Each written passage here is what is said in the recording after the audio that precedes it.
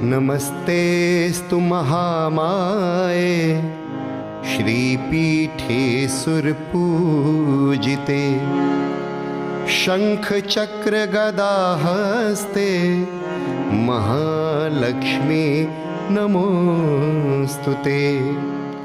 नमस्ते गरुडारूढे कोलासुरभयङ्करी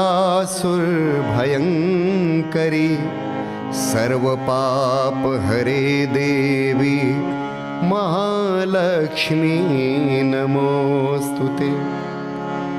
सर्वज्ञे सर्ववरदे सर्वदुष्टभयङ्करी सर्वदुःखहरे देवी महालक्ष्मी नमोस्तुते।